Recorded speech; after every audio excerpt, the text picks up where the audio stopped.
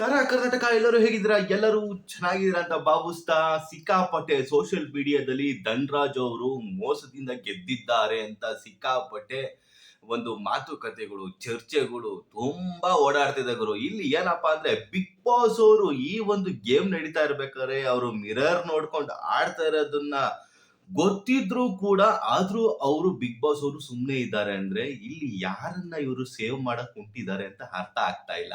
ಮತ್ತೆ ಇನ್ನೊಂದ್ ಏನಪ್ಪಾ ಅಂದ್ರೆ ಒಂದು ಕಣ್ಣಿಗೆ ಬೆಣ್ಣೆ, ಒಂದು ಕಣ್ಣಿಗೆ ಸುಣ್ಣ ತರ ಆಗೋಯ್ತು ಇದು ಕತೆ. ಯಾಕಂದ್ರೆ ತ್ರಿವಿಕ್ರಮ್ ಅವರು ಒಂದು ಆಟದಲ್ಲಿ ಗೆದ್ದಾಗ ಇದು ಫೌಲ್ ಆಗಿದೆ, ಇದು ಸರಿಯಾಗಿ ಆಡ್ಲಿಲ್ಲ ಅಂತ ಒಂದು ತಿರ್ಗಾ ರಿಪೀಟ್ ಆಗಿ ಏನು ಒಂದು ಗೇಮ್ ಆಡಿಸಿದ್ರು. ಅದೇ ತರ ಈ ಒಂದು ಗೇಮ್ ನ ಆಡಿಸ್ಬೋದಾಗಿತ್ತಲ್ಲ.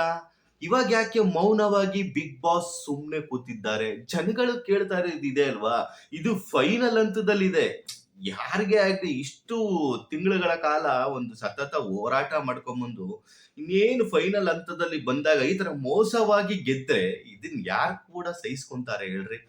ಜನಗಳು ಕೂಡ ಇದು ಮೋಸ ಆಗಿದೆ ಅಂತ ಸಿಕ್ಕಾಪಟ್ಟೆ ರೊಚ್ಚಿಗೆ ಎದ್ದಿದ್ದಾರೆ. ಇಲ್ಲಿ ಧನ್ರಾಜ್ ಅವ್ರು ನೇರವಾಗಿ ಹೇಳ್ಕೊಂತ ಇದ್ದಾರೆ, ಹೌದು ಸ್ವಲ್ಪ ಕಾಣಿಸ್ತಿತ್ತು ಮಿರರ್ ಅಲ್ಲಿ ನಾನ್ ಆಡಿದ್ದು ನಿಜ ಅಂತ ಕೂಡ ಒಪ್ಕೊಂಡಿದ್ರು ಕೂಡ ಬಿಗ್ ಬಾಸ್ ಅವ್ರು ಮಾತಾಡ್ತಾ ಇಲ್ಲ ಅಂದ್ರೆ ಇದು ಅನ್ಯಾಯ ಅಲ್ವಾ? ತ್ರಿವಿಕ್ರಮ್‌ಗೆ ಇದು ಅನ್ಯಾಯ ಆಗಿದೆ ಅಂತಾನೆ ಅನ್ಕೊಳ್ಳೋಣ. ಈ ಈ ಈ ಟಾಸ್ಕ್ ಅಲ್ಲಿ ಅಪ್ಪಿತಪ್ಪಿ ತ್ರಿವಿಕ್ರಮ್ ಅವ್ರೇನಾದ್ರು ಮಿರರ್ ನೋಡ್ಕೊಂಡು ಆಡಿದಿದ್ರೆ ಇದ್ರ ತಿರ್ಗಾ ರಿಪೀಟ್ ಆಗಿ ಆಡಿಸ್ತಿದ್ರೇನೋ ಮೋಸ್ಟ್ಲಿ ಬಿಗ್ ಬಾಸ್.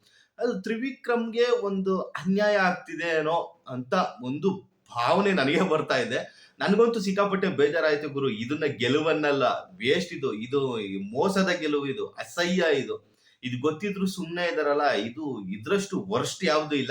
ಕೊನೆ ಮೂಮೆಂಟ್ ಅಲ್ಲಿ ಇಷ್ಟೆಲ್ಲ ಆದ್ರೂ ಕಣ್ ಮುಚ್ಕೊಂಡ್ ಕೂತ್ಕೊಂಡಿದ್ದೀರಲ್ಲ, ಇದು ನಾಚಿಕೆಗೇಡಿನ ಸಂಗತಿ.